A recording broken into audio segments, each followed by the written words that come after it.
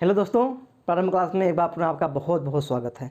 जैसा कि आपको विदित होगा कि समीक्षा अधिकारी सहायक समीक्षा अधिकारी का फॉर्म फिलअप होना शुरू हो गया है। आप अवश्य ही फॉर्म को भर दिए होंगे। यदि नहीं भरे हैं तो आप तुरंत फॉर्म को फिलअप कर दें, क्योंकि यूपीपीएससी की साइट उस पर बहुत लोड चल रहा है। साइट बहुत धीरे धीरे चल रही, क्योंकि आपकी आयोग ने एक नया सिस्टम लगाया है कि सबसे पहले आपको OTR one time registration number का नंबर भरना होगा। उसी OTR नंबर से आपका फॉर्म मिनटों में भर दिया जाएगा। तो सबसे पहले आपको OTR भरना होगा, बिना OTR के आप इसको भर नहीं सकते। और सबसे बड़ी खुशखबरी की बात यह है कि जो पहले आज के 2 महीने पहले जो न्यूज आया था वो 181 पदों के लिए आया था, लेकिन जो फाइनली विज्ञापन आया है वो 411 पद के लिए। साथ ही साथ इसमें 350 से पद क्या है, समीक्षा अधिकारी के हैं। बाकी इस बार सहायक समीक्षा अधिकारी के पद कुछ कम है, जो कि 411 जो पद आए हैं। अभी इसमें पदों के बढ़ने की संभावना है। ऐसा अनुमान लगाया जा रहा है कि प्री परीक्षा होने तक इसमें 550 प्लस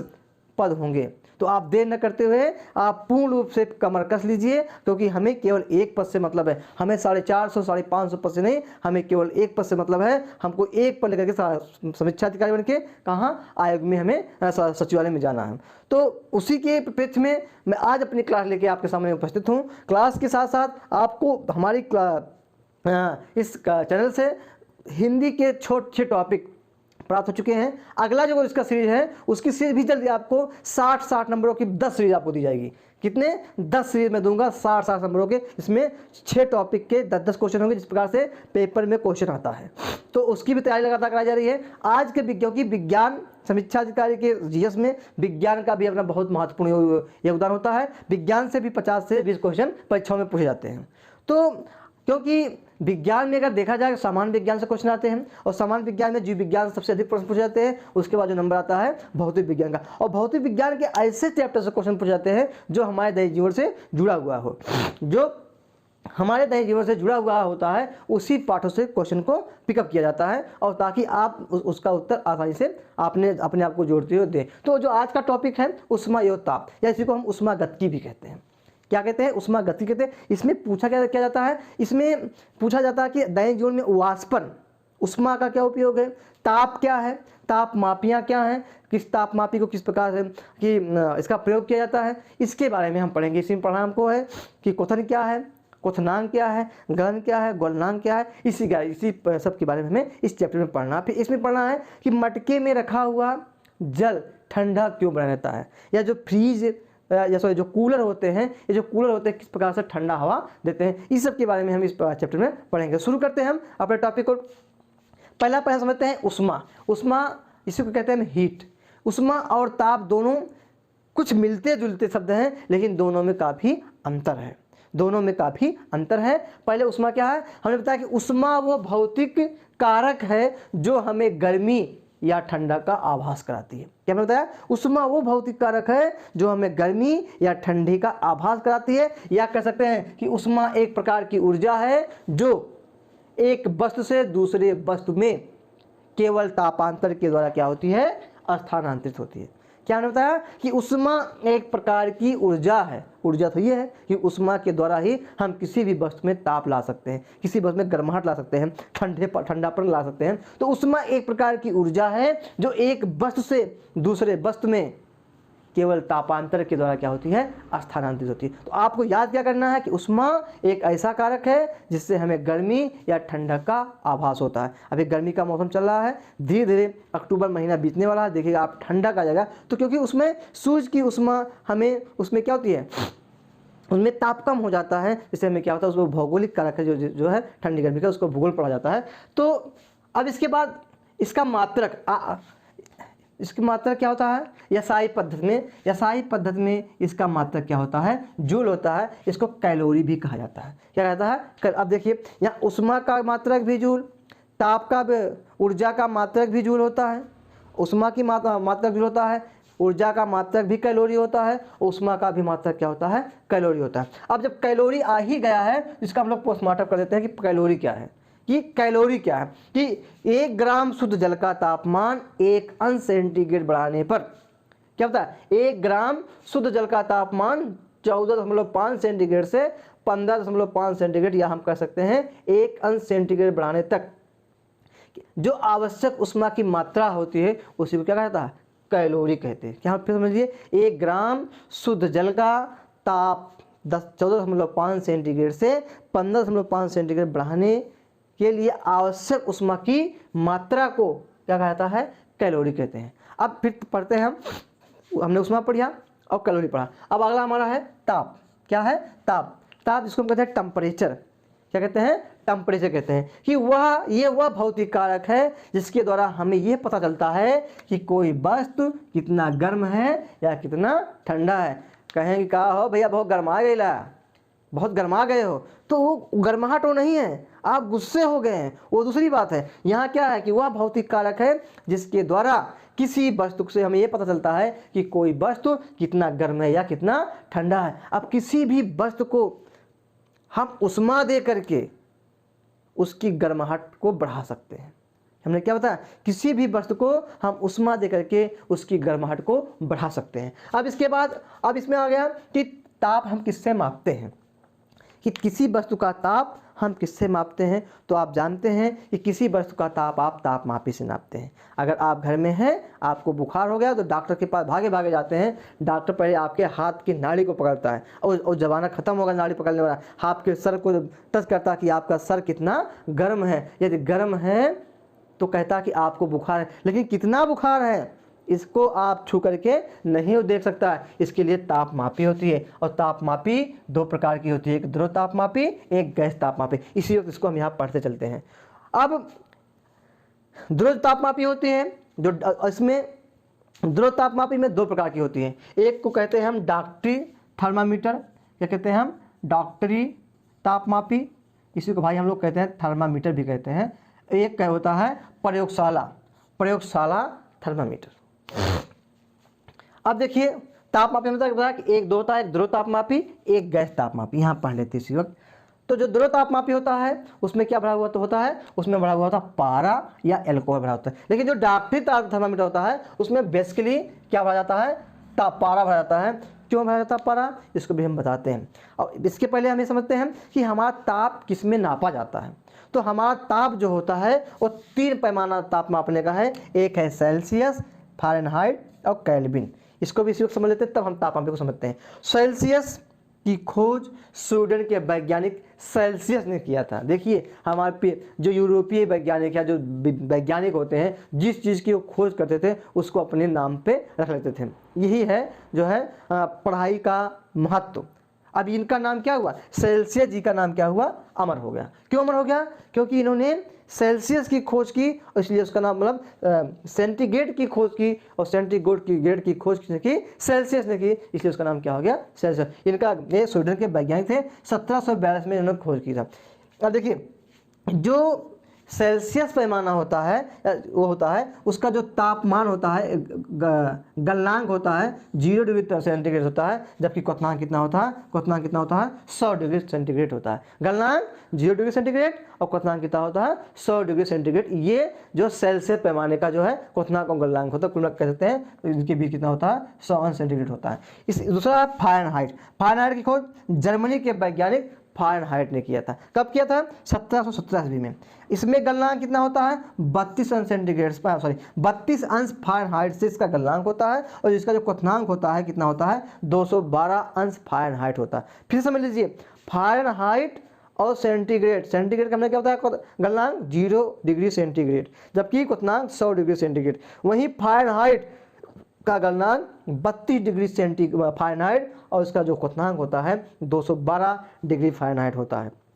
अच्छा, इसके बाद एक पैमाना और है, केल्विन का है। इसको की खोज की थी लॉर्ड केल्विन ने की थी। कब की थी, 1852 ईस्वी में। इसमें क्या होता है, इसका जो गलनांक होता है वो 273 डिग्री केल्विन होता है, जबकि इसका क्वथनांक कितना होता है 373 डिग्री केल्विन होता है। अब हम इधर आते हैं, ये हमारे मतलब ताप मापन के 3 पैमाने हैं। ज़्यादातर इन 2 पैमाने सेल्सियस और फ़ारेनहाइट से आप लोग जो है परिचित हो गए, क्योंकि आपका जो बुखार होता है वो जो नापा जाता है कि स्वस्थ में उसका जो तापमान होता है 98.4 अंश फ़ारेनहाइट होता है, या इसको कहते हैं 37 डिग्री 6 अंश सेंटीग्रेड होता है। दोनों क्या होते हैं, बराबर होते हैं। अब हम बताएं द्रव तापमापी। देखिए द्रव तापमापी हमने बताया द्रव तापमापी में द्रव जो पदार्थ होता है द्रवीय अवस्था में होता है। इसमें दो पदार्थ होता है, आप जानते हैं पारा है, पारा इसी को हम हाइड्रोगेनम कहते हैं। ये एक अकेले ऐसा धातु है जो लिक्विड अवस्था में पाया जाता है। ये डाक्टी थर्मामीटर में इसी का प्रयोग किया जाता है। दूसरा हमने बताया एक होता है एल्कोहल, एल्कोहल का भी प्रयोग किया जाता है। अब इसका प्रयोग, एल्कोहल का प्रयोग कब कहाँ किया जाता है? आप लोगों ने देखा होगा जो प्रयोगशाला थर्मामीटर होता है उसमें ज़्यादातर प्रयोग इसका एल्कोहल का किया जाता है। क्यों किया जाता है इसको समझ लेते हैं। क्योंकि देखिए जो पारा होता है उसका जो फ्रीजिंग पॉइंट होता है -41 डिग्री सेंटीग्रेड होता है, और इसका जो बॉइलिंग पॉइंट होता है 357 डिग्री सेंटीग्रेड होता है। ये पूछा जा सकता है कि सेंटीग्रेड का निम्नतम फ्रीजिंग पॉइंट कितना होता है, तो कितना होता है -39 डिग्री सेंटीग्रेड होता है। वहीं एल्कोहल का जो फ्रीजिंग पॉइंट होता है मतलब गलनांक होता है 115 अंश जो है सेंटीग्रेड होता है। अब किसी जैसे हम चले जाएं रूस के बर्फाख्यांश में जहाँ पे -68 डिग्री तापमान होता है। अब क्या वहाँ पे हम जो वहाँ पारे वाले थर्मामीटर का प्रयोग कर सकते हैं? नहीं कर सकते, क्योंकि वहाँ पे जम जाएगा, क्योंकि उसका जो औकात है वो कितना है, -39 डिग्री तापमान पे वो जम जाता है। लेकिन एल्कोहल -115 अंश सेंटीग्रेड ताप पे जमता है, तो अर्थात ज़्यादातर प्रयोगशाला थर्मामीटर में इसीलिए एल्कोहल का प्रयोग किया जाता है। अगला है गैस तापमापी। गैस तापमापी माने ऐसा थर्मामीटर होता है जिसमें गैस, कौन कौन सा गैस, हाइड्रोजन गैस और नाइट्रोजन गैस का प्रयोग किया जाता है। क्यों किया जाता है? क्योंकि किसी भी वस्तु का ताप मापने के लिए जब किसी का अधिकतम ताप हो जाता है उसको नापने के लिए हम जो है इस एल्कोहल व पारा वाले ताप का प्रयोग हम नहीं कर सकते हैं। इसीलिए हम किसका प्रयोग करते हैं? गैस ताप। क्योंकि हाइड्रोजन जो है ये किसी वस्तु का अगर हमें ताप नापना है, यदि उस ताप जो है 500 अंश कह सकते हैं या 500 डिग्री सेंटीग्रेड तक अगर उसका तापमान है तो हम हाइड्रोजन तापमापी से उसका ताप नाप सकते हैं। लेकिन यदि किसी वस्तु का तापमान कितना 500 से अधिक और 1500 तक उसका तापमान है तो हम नाइट्रोजन तापमापी का प्रयोग करते हैं, नाइट्रोजन गैस तापमापी का प्रयोग करते हैं। इतना तो हो गया तापमापियों के बारे में। अब हम आज पर चलते हैं ताप परिवर्तन। ताप परिवर्तन में पहला क्या है, गलन पढ़ते हैं। गलन क्या है कि जिस ताप पर कोई वस्तु गलने लगे, जिस ताप पर कोई वस्तु गलने लगे, जिस ताप पर कोई वस्तु गलना प्रारंभ कर दे वही क्या होता है, गलन होता है। और जिस ताप पर वो गलना प्रारंभ करता है उसको क्या कहते हैं हम लोग, गलनांक कहते हैं। देखिए दो शब्द यहाँ पे है, एक गलन है एक गलनांक है। हमने क्या बताया, जिस ताप पर कोई वस्तु गलना प्रारंभ करे और उस वायुमंडलीय दाब पर वो तीव्रता से द्रव अवस्था में बदले उसी को ही क्या कहा जाता है, गलन कहा जाता है।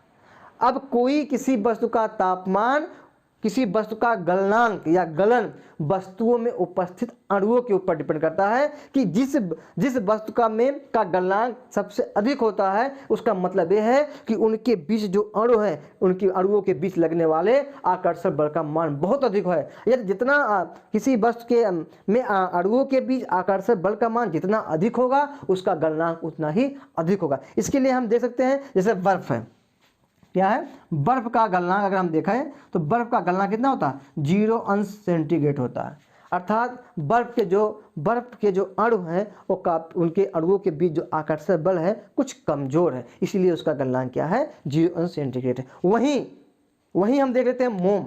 आप लोगों ने मोम देखा है, मोम का जो गलनांक होता है या गलन होता है कितना होता है, मोम का जो गलनांक होता है वो 63 डिग्री सेंटीग्रेड होता है। अब कहने का तात्पर्य यह है कि बर्फ की अपेक्षा मोम में जो अणु होते हैं उनके बीच आकर्षण बल का मान अधिक होता है। वहीं अगर हम लोहा देख लें, लोहे का जो गलनांक होता है वो 1535 डिग्री सेंटीग्रेड होता है। अर्थात लोहे के जो अणु होते हैं उनके बीच आकर्षण बल का मान बहुत अधिक होता है। यहाँ समझना क्या है कि जिस ताप पर कोई वस्तु गलने लगे और वायुमंडलीय दाब पर जल बहुत तेज हो, द्रव अवस्था में बदलना प्रारंभ करते उसे गलन कहते हैं। और जिस ताप पर एक क्रिया होती है गलन की उसे गलनांक कहते हैं।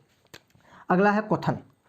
क्वथन क्या है कि जिस ताप पर कोई वस्तु या कोई पदार्थ उबलना प्रारंभ कर दे वो उसे बॉयल कहा जाता है या क्वथन कहा जाता है। और जिस ताप पर इस उबलने की प्रक्रिया होती है उसी को हम क्या कहते हैं, एक शब्द कहते हैं क्वथनांक कहते हैं, क्वथनांक, या इसी को कहते हैं बॉइलिंग पॉइंट। एक बॉयल है माने उबलना, याद कर सकते हैं आप लोग, एक होता है क्वथनांक।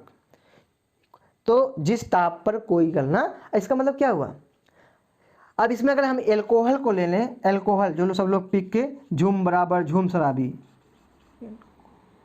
क्या है, झूम बराबर झूम शराबी, एल्कोहल पी के कितने लोग जो है नालियों में गिरे मिलते हैं। तो एल्कोहल का जो क्वथनांक होता है, अर्थात अगर एल्कोहल को हम गर्म करें तो उसका जो क्वथनांक होता है 78 डिग्री सेंटीग्रेड होता है। वहीं आप लोग जानते हैं, बहुत पुराना क्वेश्चन है, कि जो शुद्ध जल का क्वथनांक होता है कितना होता है, 100 अंश सेंटीग्रेड होता है। तो एल्कोहल का इसका मतलब क्या हुआ, पानी की अपेक्षा एल्कोहल क्या होता है, पहले गर्म हो जाता है। इसी में अगर क्वथनांक का हम अध्ययन करना सीखें तो आप लोग अपने घरों में देख सकते हैं कि अगर पानी को गर्म किया जाए और तेल को, किसी भी तेल को और पानी को गर्म कर किया जाए, सबसे पहले कौन गर्म होगा, जाहिर सी बात सबसे पहले तेल गर्म होगा। क्यों, तेल का क्वथनांक कम होता है किसकी अपेक्षा, पानी की अपेक्षा।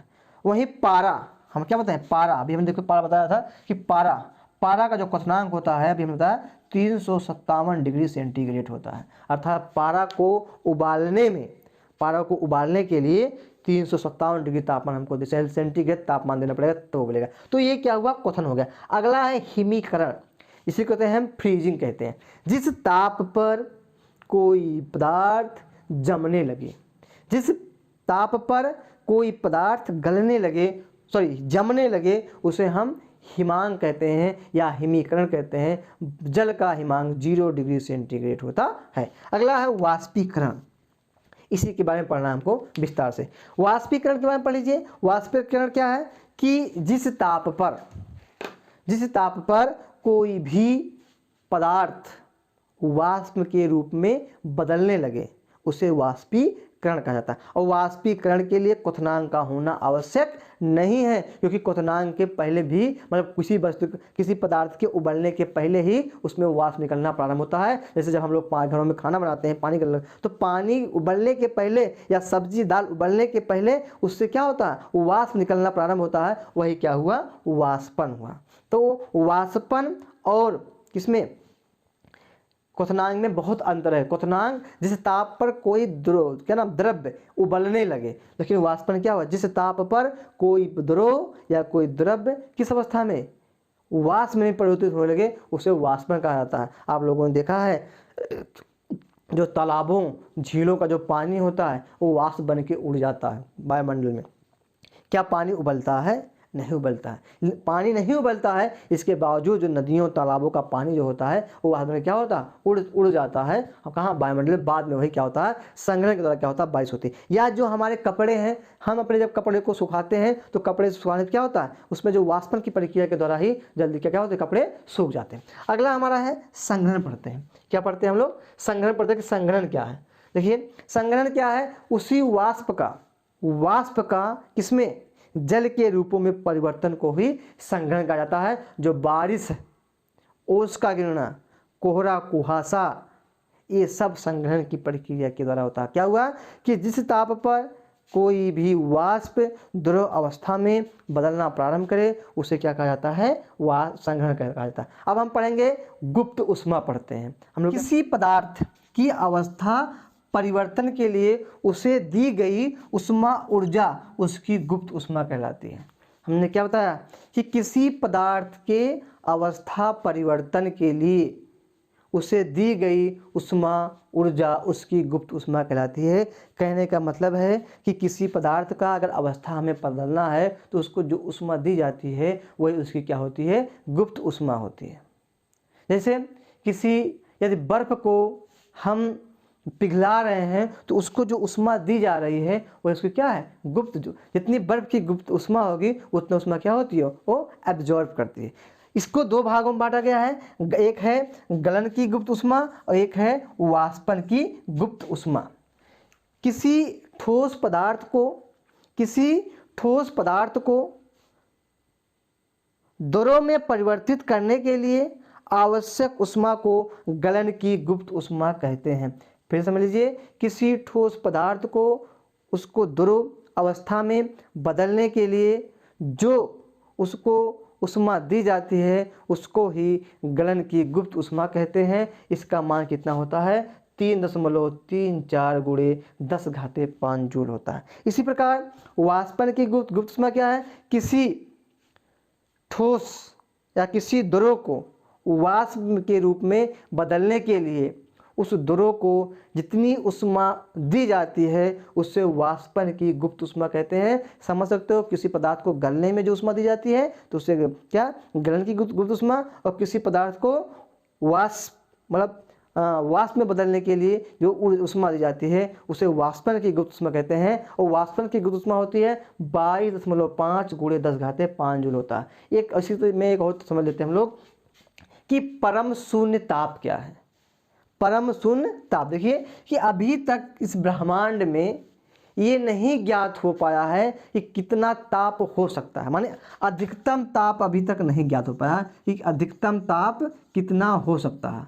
अधिकतम ताप कितना हो सकता है ये अभी तक ज्ञात नहीं किया जा सका है, परंतु किसी का न्यूनतम ताप की गणना की जा चुकी है। यही न्यूनतम ताप क्या बताया हमने, यही न्यूनतम ताप जो है को ही परम शून्य ताप कहते हैं, जिसका मान कितना होता है -273.15 डिग्री सेंटीग्रेड। तो परम शून्य ताप कभी पूछा जाता है कि परम शून्य ताप का मान कितना होता है, तो कितना होता है 273.15 सेंटीग्रेड। एक क्वेश्चन यहाँ से बन सकता है, या ये बन सकता है कि किसी पदार्थ के गलन की गुप्त ऊष्मा का मान कितना होता है, तो 3.34 गुणे 10⁵ जूल। अब इसमें एक आता है, इसी गुप्त ऊष्मा के ऊपर एक क्वेश्चन आता है कि खौलते जल की अपेक्षा हम भाप से अगर जलते हैं तो हमें भाप से जलने पे हमें अत्यधिक मात्रा में जलन का अनुभव क्यों होता, जबकि जो जल उबल रहा है, उबलता जल उसका भी तापमान 100 अंश सेंटीग्रेड होता है, जबकि भाप का भी जो ताप होता है 100 डिग्री सेंटीग्रेड होता है। आखिर क्यों हम भाप से जब जलते हैं तो हमको जलन अधिक होता है, बताएं आप। देखिए इसके लिए ये किस पे ये निर्भर करती है गुप्त ऊष्मा पे, कि भाप की जल की अपेक्षा जब हम भाप से जलते 100 सेंटीग्रेड जल, किसी जल का मान 100 सेंटीग्रेड तापमान और भाप का 100 सेंटीग्रेड तापमान दोनों सेम है, लेकिन जब हम भाप से जलते हैं तो हमें ज़्यादा कष्टदायी होता। क्यों इसको समझते हैं, क्योंकि भाप में जल की अपेक्षा अधिक गुप्त ऊष्मा पाई जाती है। जैसे हमने बताया कि वाष्प, देखिए एक गलन की गुप्त ऊष्मा हमने बताया, ये हमने बताया वाष्पन की गुप्त ऊष्मा। तो वाष्पन की क्या होगी गुप्त ऊष्मा कितनी है 22.5 गुणे 10⁵ जूल है। कितना है 22 गुणे 10⁵। जब भाप हमारी त्वचा के संपर्क में आती है तो संघनित होती है, और संघनित होकर किसमें द्रव के रूप में बदलना प्रारंभ करती है, क्योंकि भाप की जो गुप्त ऊष्मा है वो कितनी बताया हमने 22.5 गुणे 10⁵ जूल है, और अधिक जिससे क्या अधिक मात्रा में ऊष्मा निकालती है, जिस कारण हमको क्या होता है जलन का अनुभव होता है। वहीं उबलते जल में यदि हम हमारे जो है हमारे ऊपर पड़ जाए तो उतना हमको जो है जलन का अनुभव नहीं होता। इसके बाद बताएं कि जो गुप्त ऊष्मा होती है, एक है वाष्पन। इसके बाद है हमने वाष्पन बता दिया कि कपड़ों का सूखना, या जब हमारा शरीर पसीने से भीग जाता है और जब हवा चलती है तो हवा चलने पे हमें ठंडी अनुभव होता है। क्यों होता है, इसका कारण यही है कि जब हवा चलती है तो जो हमारी पसीना है ये वाष्प बनता है, वाष्प बनने के निकल क्या होता है जो गुप्त ऊष्मा है वो क्या होती है हमें ठंडी प्रदान करती है। तो इस प्रकार आज जो टॉपिक हम पढ़ा है ये क्या है ऊष्मा या ऊष्मागतिकी है। नेक्स्ट क्लास में नए टॉपिक के साथ रहेंगे। साथ ही साथ आप एकदम कमेंट कर लीजिए कि हमें आर में से एक पद लेना है। इसके साथ ही साथ आप हमारे चैनल को ज्वाइन कर लीजिए। आपको हिंदी में 60 क्वेश्चन के 10 टेस्ट सीरीज आपको मिलेंगे, साथ ही साथ 10 टेस्ट सीरीज के PDF आपको उसी क्लास में प्राप्त हो जाएंगे। तो आज के लिए इतना ही। अगली क्लास के साथ नए उमंग नए जोश के साथ पुनः उपस्थित रहेंगे। तब तो आपको बहुत बहुत धन्यवाद।